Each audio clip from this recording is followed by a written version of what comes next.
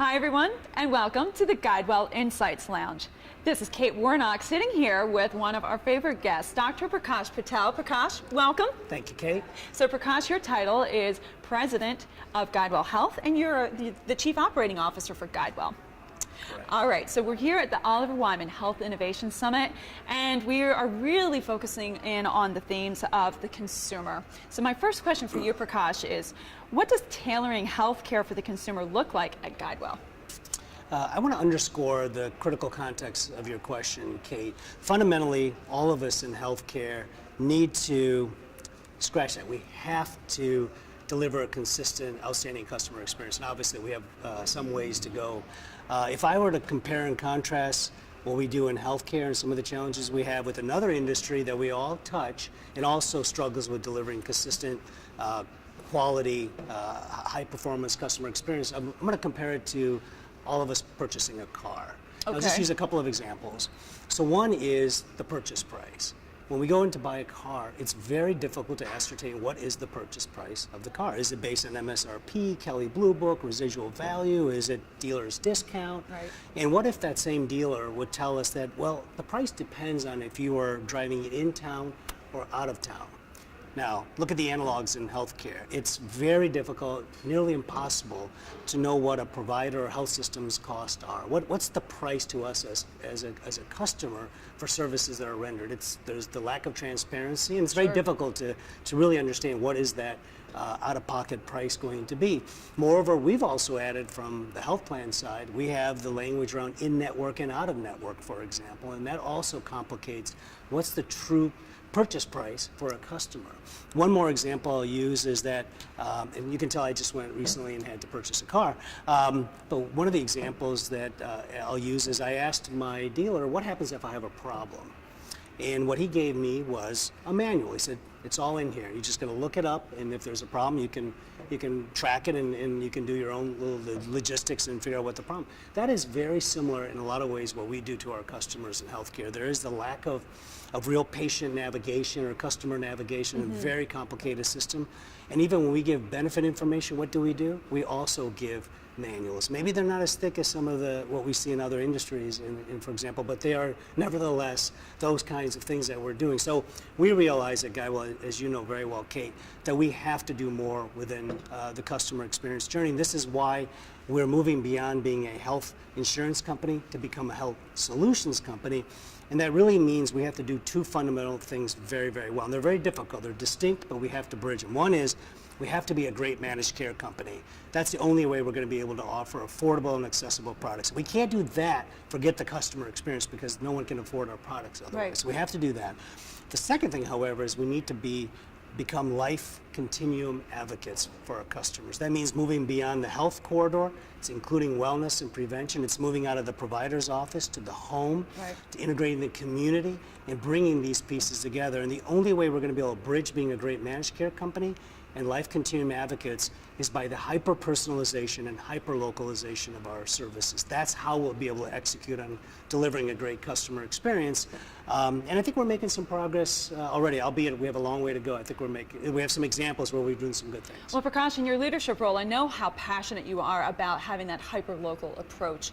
Can you give us some examples on how GuideWell's moving in that direction? Sure. So I'll present a little bit of an end-to-end in some of the products that we've created. So first of all, it starts with the product. And it used to be here at Florida Blue, we were dealing with a healthier, wealthier, and a more stable population, and it wasn't as heavily consumerism oriented. Sure. So we were able to offer similar types of products. Essentially, the analog I use all the time, the metaphor is that it was a cheese pizza that we were offering. You could modify the cheese, but essentially everybody was getting a cheese pizza. Now employers, and certainly with the rise of the individual marketplace, everybody wants choice. We have to have a continuum of real distinct products that meet the cost and quality metrics and give choice to our customers. And frankly, we have products now that we offer that are not offered throughout the whole state, for example. They're very localized to particular areas in the state. That's an example of hyper-personalized. And I mean, I'm going to stop you right there, because when you think of the competition and the fact that we're even able to go down to maybe a cluster of zip codes or whatever, that really means counties, that you so understand the demographics and what the maybe the pain points are, what's really required for people who live in that specific area. And I imagine too, Prakash, it's also built around the networks that you have. Yes. So yeah, so I mean that's really phenomenal. Yeah, so I mean there's other pieces. So one of the big things, and I think you're highlighting a very important point, is the analytics. Right. How well do we know our customer? How well do we know our customers' needs? How well can we, you're aware of the care changes we've made. So how do we address the complex care patients' needs? And that's why we created the pods, or these localized teams. Again, hyper-personalized, hyper-localized. We purchased a company very recently, Pop Healthcare. Allows us to go into the home. Again, it's this whole life continuum advocacy that we need to do around networks in particular, to your other part of your question. We've realized we can't be all things to all providers, while at the same time providers can't be all things to our customers either. We need to figure out who are the right providers for which product category. And that may mean in some cases we have to pick different providers. Some mean we may have a certain product with them, but not another, because we need certain things for different categories of our products so we can meet our customers' need. Again, it's not about our product margin, it's about meeting the customer's needs. And we're doing it in other areas as well, and around our claims. We're building it around our service and sales models.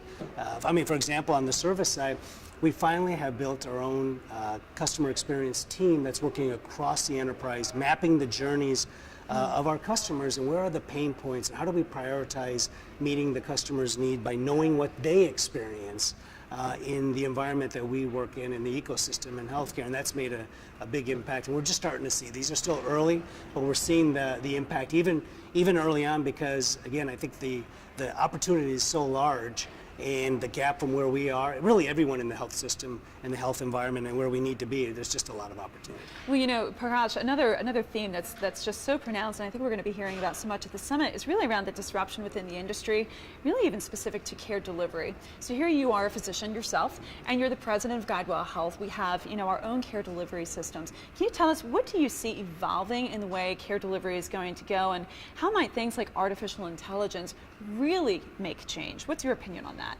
So I think, again, staying with the hyper-localized, hyper-personalized theme wrapped around the customer, a big part of that's going to be next generation provider partnerships. So as we get to the next generation of care delivery, we're going to do this in partnership with a provider. So what does that look like? There's a number of themes that we're starting to work through. One is, right now, the way it's set up is, even though we pick strategic providers, we really throw all of our services at them. So it could be utilization pathways, it's prior authorization, it's claim audits and edits and all those kinds of things.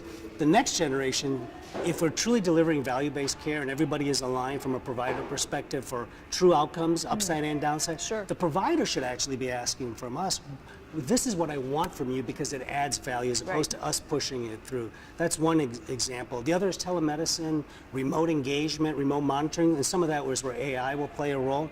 Today, it's relatively a convenience tool. That's what telemedicine is today, and that's fine. We want that, but it's still an ad hoc platform, and we have enough ad hoc care being delivered. So our view is, in the near future, we want to be able to tie these platforms and technologies for that continuity of care, prevention, wellness, and the health channel.